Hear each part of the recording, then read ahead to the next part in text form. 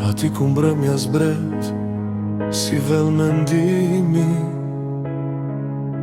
jeton të aj me zemër sa qjeli. Nuk ishte kuror as fron, as pasuri,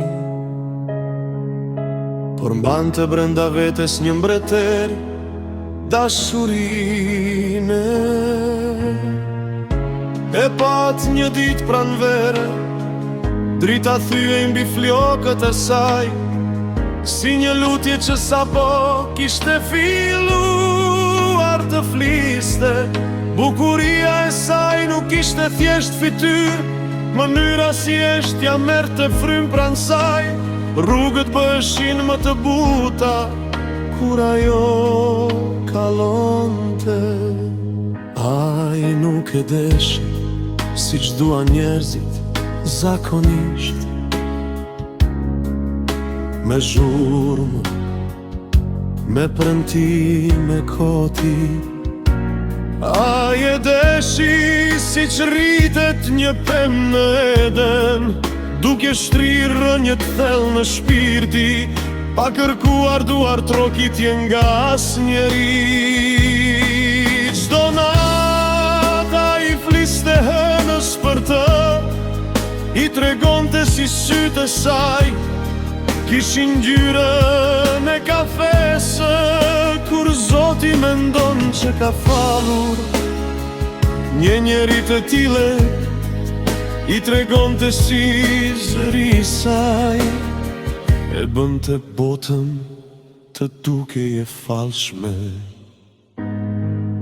Dashuria e tij ishte e qetë, si një zjarr që nuk digjet për të shkatëruar, për të ndriçuar rrugën e dikujt tjetër.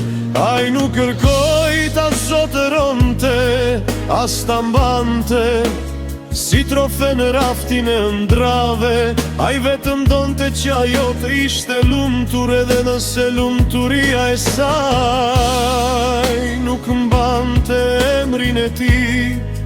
Dhe një ditë kur ajo që shih, ai e kuptoi se kishte fituar gjithçka, sepse dashuria nuk është të jesh zgjedhur, por të zgjedhësh çdo ditë të duash pa kushte.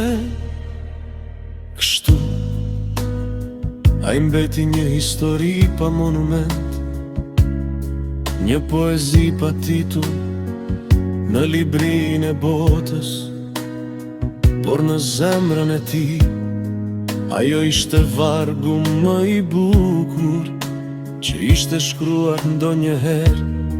Nëse kritikët e artit do ta peshonin këtë ndjenjë, nuk do të jenin metaforë më të pastër, një burr që dashuron një vajzë të bukur, jo